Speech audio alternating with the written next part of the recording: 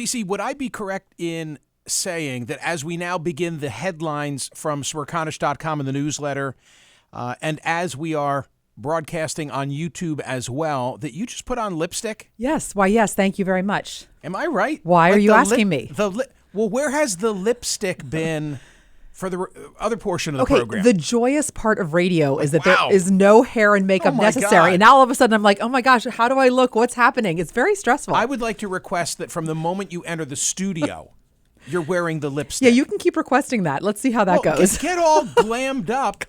Get all glammed up for the totality. It doesn't stay on. Don't you know anything about lipstick? No, I Lipstick don't. doesn't stay on. And then if you talk and drink coffee and stuff like that, it comes off. Well, I have the same issue with my chapstick. So all I did was reapply so it would look fresh. Do you know that we had more than 10,000 votes yesterday on a draft-related question at Smerconish.com?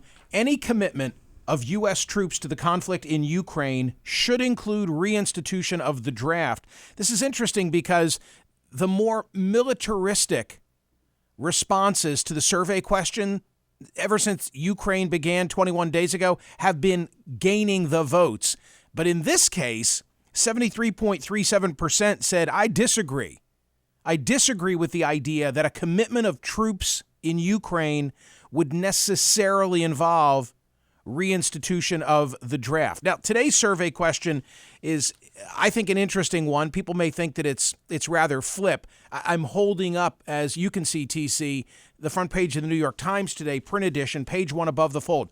3 defiant European leaders visit Kyiv in flames, meaning Kyiv's in flames, and they were still there. We're talking about the prime ministers of Poland, the Czech Republic, and Slovenia.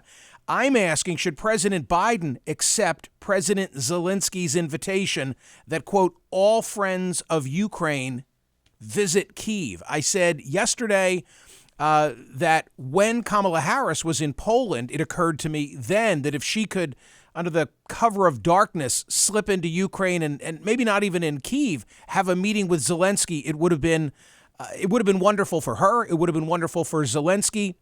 It just would have been a great show of strength before the Czech Republic, Poland, and Slovenian prime ministers all ended up there. But that's the survey question today. I know from a security standpoint, highly unlikely.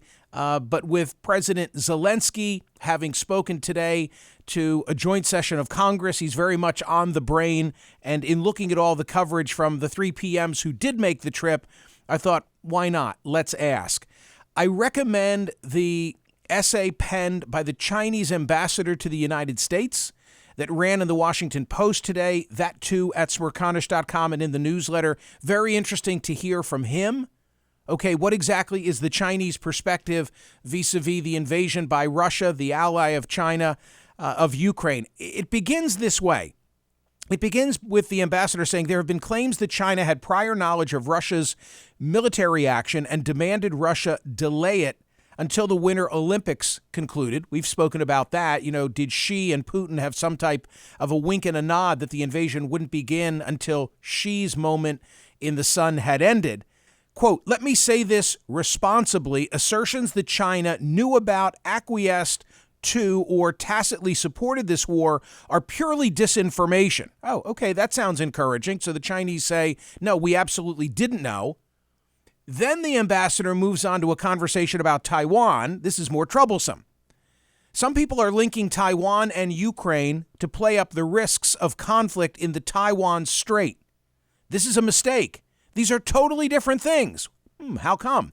Ukraine is a sovereign state. Okay, good that China would recognize the sovereign status of Ukraine. But then he says, while Taiwan is an inseparable part of China's territory. The Taiwan question is a Chinese internal affair. It does not make sense for people to emphasize the principle of sovereignty on Ukraine while hurting China's sovereignty and territorial integrity on Taiwan. So on one hand, the Chinese ambassador is saying, we didn't know this was coming. We recognize Ukraine's sovereign status, but that's totally different than the way we, the Chinese, see Taiwan. This is interesting. A Chechen leader, Ramzan Kadyrov, I'm not sure how to pronounce his name. Probably only Mr. Kadyrov would be objecting. No one else would know either. He's a Putin ally. and he rules Russia's quasi-autonomous Chechenian region. He's responding to Elon Musk because Musk said, what did Musk say, TC? That he was willing to fight Putin and that the winner would determine the control of Ukraine? Exactly. That's exactly what happened. And then he came back, the Chechnyan leader came back and said, don't measure your strength against that of Putin's. You're in two entirely different leagues. Went on with this whole post. And at the very end, he said, you will return from the Chechen Republic a completely different person, Ilana. That is Elon. And so then Elon Musk's calling him a girly man. Elon, which is, in this day and age, wrong on every level. And then so Elon Musk changed, not his Twitter handle is still Elon Musk, but you know how you can change the name whenever you want to and it doesn't change the handle? He changed it. Actually, no, didn't know that. Yes. What can I do? So in other words, I should do that. You will always be at Smerconish. Okay. But if you want to change, where it says like Michael Smerconish and it says at Smerconish, if you want to change that Michael Smerconish, you can change it to whatever you want. So I could be Michael Smerconish. Correct. There. Correct. At Smerconish. Whatever you want. That would really confuse people. So Elon changed it to Ilana Musk and is, embracing the whole thing and tweeting back to him, thank you for your offer, but such excellent training would give me too much of an advantage. If he's afraid to fight, I will agree to use my left hand, and I'm not even left-handed. Ilana. So there you go. Love it. I am not left-handed. Anyone get the reference? Princess Bride? Anyone? Sure. There's an AP fact check that I linked to today going through high gas prices and what causes them and what control does the president have.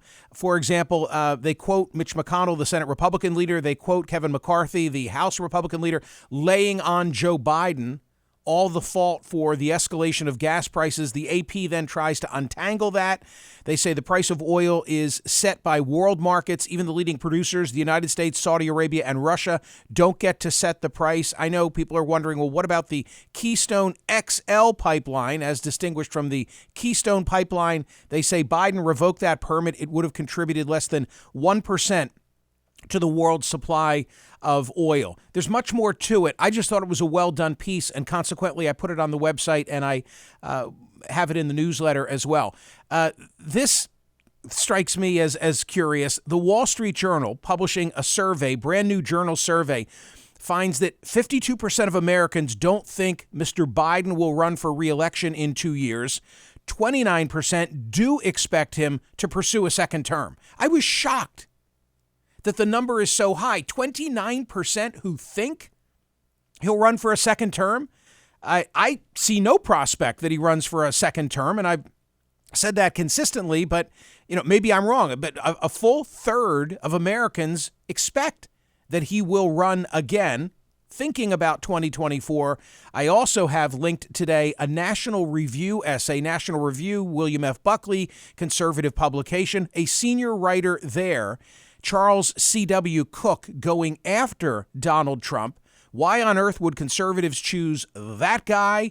Denouncing the idea as absurd, risible, farcical, outre, O-U-T-R-E. I'm not even sure what that means. He described his ideal 2024 candidate as a Republican who is likely to win and who, if he wins, will not be an insane mess. He also talks about Trump's baggage, his torpidness. What is torpidness, TC? Look that up. His ill discipline, his self-indulgence, his abject disregard for our constitutional order, his pathological, unyielding, surrealistic dishonesty. Wow. Interesting. I read it aloud and I put it in the site today because of where it came from. The fact that it comes from the National Review. If it came from Slate or Salon, it wouldn't have made the mix. So torpid is lethargic. So that really lethargy, which, for all the things you can say about President Trump, I think that wouldn't be on my list either. Yeah. Outra with a little accent aigu. I think so. Outra. Unusual and startling. I kind of like that. We might have to bring that back. Outra? I don't know. Outra. Daylight savings time. How about this? Is this really going to happen, Michael? It may. But remember, actually, I gotta tell you, just remind people. So it's the Axios coverage that is in the newsletter today and posted at Smerconish.com. The Senate passed a measure unanimously that would make daylight saving time permanent across the U.S. If the legislation should clear the House and be signed into law by President Biden, it would mean that Americans will no longer have to change their clocks twice a year. We had the essay yesterday from Senators Markey, and Rubio, a D and an R on this issue. The Sunshine Protection Act, co-sponsored by bipartisans, meaning Republicans and Democrats. Nearly 2/3 of Americans say they'd like to see this pass. According to The Economist and YouGov, it would mean no more dark afternoons in the winter. I love it. Okay, I'm for light. Give me light. Give me as much light as you can give me.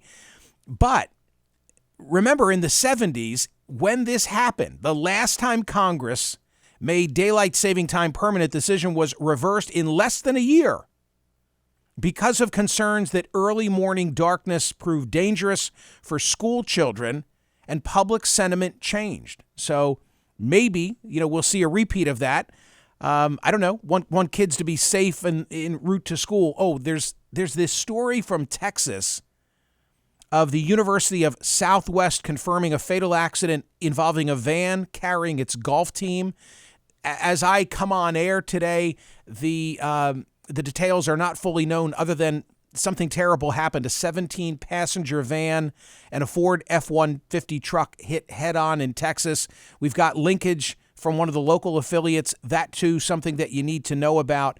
The case of Adnan Syed. Do you remember TC? I mean, long before there was TC After Dark, it was the Serial podcast. I think the first podcast that ever really made its mark was the Serial podcast, all about the case of Adnan Syed, who is convicted in the murder 1999 of Heyman Lee, his one-time girlfriend. The first podcast that I listened to voraciously and waited for the next one to drop, and we all were glued to it. Glued. Right. Well, in my case, I listened to it as well, but I came to different conclusions than the majority. Yes, you did. Who believed in Adnan Syed's innocence. And my recollection is that I was doing my own sort of retort to each one of them as I would go through the different episodes. We should dig out those old tapes. My recollection is that you were listening to it as a lawyer and not for entertainment. And didn't we have one of Adnan Syed's, I don't know if it was a pro bono lawyer or someone who was helping him, Rabia Chowdhury? We had her on the program because she tweeted to you something about how he was listening from away and was not happy with your, right. You are right. Yeah. Yes. Somehow she reached out to you or tweeted to you or something like that. Somehow he in jail expressed his disappointment. Was not happy with you at the conclusions I was reaching. Yeah. And you're right. I mean, honestly, if you ask me right now about the facts of this case, I'd struggle to tell you anything comprehensible. I'd have to go back and look at all my notes. But I remember as I went through all the episodes, I raised all sort of questions, and my takeaway that it was great entertainment, but the podcast, but not necessarily from the presentation of the legal case. Right. And I was unconvinced of his innocence after listening to all of it. Got it. There is COVID news. The second gentleman, or is he the first gentleman? He's the second gentleman. Because Biden's the first gentleman? No. Jill is the first lady. Wow. Okay, how about this? So the president and the first lady, the vice president and the second gentleman. How about this? Kamala Harris's husband has COVID. Yes, Doug Emhoff. First Barack Obama, and then Doug. Well, if you're talking about Adnan Syed being aware of my commentary about his case, I get to say I remember meeting Doug Emhoff and him saying he was a POTUS before Kamala Harris was vice president, before she ran for president. The first gentleman, as you're calling him. The second gentleman. The second gentleman. What is wrong with you? Listening to this program, driving to work in L.A. as a lawyer. Do you think he still listens? I don't know. Sir, I hope you're feeling better. I don't. Yes, exactly. Thank you. Unvaccinated Yankees and Mets, unvaccinated, according to the current standard, which is the New York City vaccine rules, will not be able to play home games in New York City. It's amazing how much COVID has faded, I think largely because of the situation with Ukraine from page one. How did this get in here? Crocs are cool. What does that even mean? Crocs, the shoes. Yeah, who wears Crocs? Oh my gosh, Michael. So you know where I live. I live very close to Villanova University. I walk on the campus every day. Everyone knows Augie. It's like a big thing. I cannot tell you. It started, I would say I think it started close to the end of last year, and now it is just huge. All the kids are wearing Crocs, and really bright colored Crocs. And I'm talking about like the basketball players, the football players, like appeal? The cool kids What is the appeal? They're super comfortable. They're super comfortable and supportive, and they're easy to slip on and off. They wear them with socks.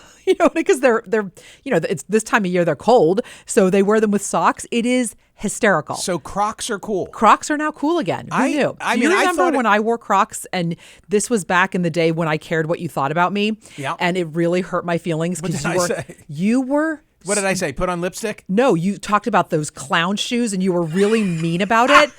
You were I'm sure that's not true. Super mean. I'm sure that's not true. And then TC broke out these clown shoes. You were telling Greg about it. It was so hurtful. And I mean, that was, as I say, now I wouldn't care at all what you said. But then, wow. Little TC had her feelings hurt. Honestly, I thought they'd gone the way of the pet rock. I had no idea. They did. They never. But they're back. They never were cool to begin with, and now they are truly back.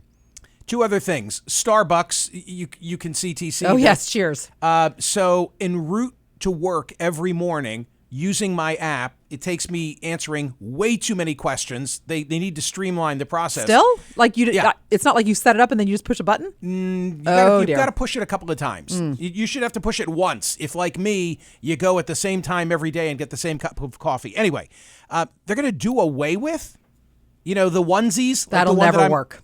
No. That'll never work. The only I would say half the reason people go to Starbucks is for the coffee, and the other half is for the convenience of not having to bring a glass, not bring a glass, clean a glass. I'm sorry, it will not work. You need to figure out a way to make them better, better recyclable or whatever it is you need to figure out. You need to figure something else out. And finally, a new report estimates that 6.5 million Americans have Alzheimer's disease. Oh, no. And more than 1 in 10 older adults have early stage memory or cognitive problems. So last night, celebrating my 60th birthday, my wife, we were telling stories, and my wife said, well, you remember how we celebrated your 30th birthday and where we went to dinner for your 30th. Should I remember that? I have absolutely no way should you remember that. Not a chance. I shouldn't. You should absolutely. 30th birthday dinner. I have zero recollection of anything like that. None. Wow. Was this, in other words, you didn't remember and everybody was like, oh my gosh, you're losing it? Is that what happened last night? I did not remember. I did not remember when she said to me, do you remember where we had dinner for your 30th birthday? Well, by the way, you would know the place, Tony's Baltimore Grill in Atlantic City. It's awesome. Which is just like, it's a dive, and I say that in a wonderful sense. You were so happy, weren't you? And they have pizza that is just to die for. And she said to me, and you ate an entire pizza. And probably took one for the ride home. Probably.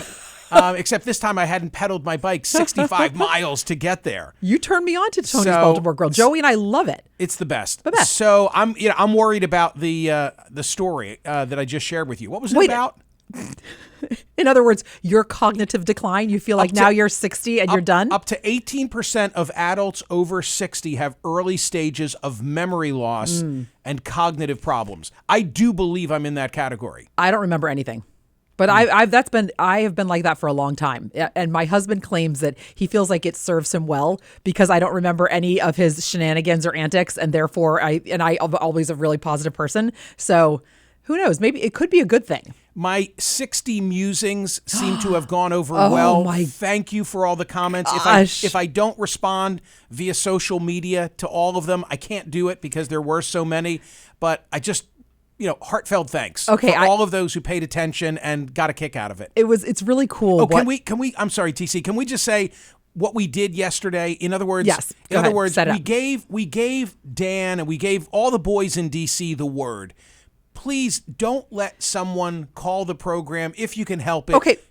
All right, you tell. When you Go say ahead. we, Yeah. this is a directive from you. I wanted to celebrate your birthday. I wanted to start with music. I wanted to have people call in. Right. I and thought you Dan were was going to play very like clear. the Beatles. You know, they say Da-na-na-na-na-na. it's your birthday. I feared that right when I came on air, and I didn't want that because it then takes over the whole show. Yeah, that's true. People would call in. And so my wish, you're right, my wish was say nothing. And everybody honored that. Mm-hmm. So we did a normal show yesterday, but at this part of the program, in this stage of the show, I had some things I wanted to get off my chest, and you could watch them on the YouTube channel. And it seemed to go well. The 60 musings, not from a perspective of, this is how you lead a good life, but just kind of things that I wish I knew a lot sooner in life. it's interesting, the comments. So if you want to see it, it's on YouTube. It's also posted on Facebook, so you can link to it there.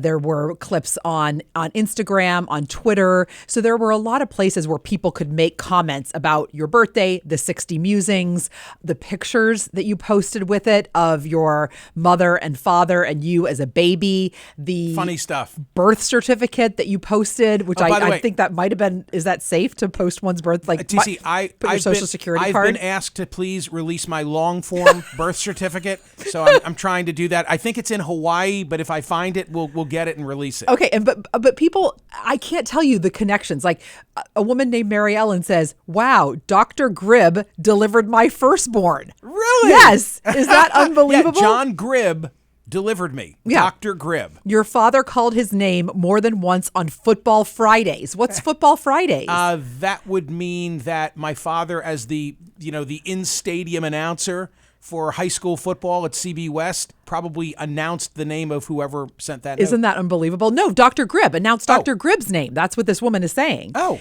Bonnie why. had a good point. She said, "I really like your list, Michael. Nothing too difficult except to get your real estate license." And then it made me look back through it because she's They're right. doable. They're doable. They're personal. Do you know what I mean? They're sort of like Right. things that you can do yourself. Now, some of them, like the shoes and the cigar, perhaps would put you out a little bit. So maybe that's something a little bit more aspirational. But people really liked them. And Good. some of them, they said they were following along and said, "Okay, I'm doing this." Some of them said, "I need to do more of this." A lot of people said, "I'm sharing this with my kids." I heard that. Lot of people. I heard that reaction as well. And remember, I've not been able to achieve everything that is on that list. Many of those things are my deficiencies, my shortcomings, things I know I should be doing. It is not a holier than thou, here are the 60 things that I do that you should do. That is not the way it was intended. That is not the way it was delivered here yesterday. No, it wasn't preachy at all. Now No. we can't let this go by without discussing your parents' Mad Men picture Yeah. on Instagram. So on Instagram, I wanted to put a picture up somehow signifying that it was my birthday, and I found a photo of my mom and dad. It would not have been 1962 when I was born. It's okay. It would have been circa late 60s, and it's quite a shot. It is really quite a picture. I think Marcus summed it up best. He says, "This photo is a mid-mod dreamscape. I want to be there. I want to be there with my martini." Right. Oh, God. It's a great pic. Yeah, it's still fantastic. In my Instagram. Yeah, so my point is that if you missed some or all of yesterday's program, please go to Michael's Instagram, Twitter, Facebook. Watch it the on YouTube. The pictures are there. Watch it on YouTube. Yeah, we interacted. It was fun The stuff. 60 musings are worth it. Really great. All right. It's a wrap. Thank you so much. See you tomorrow.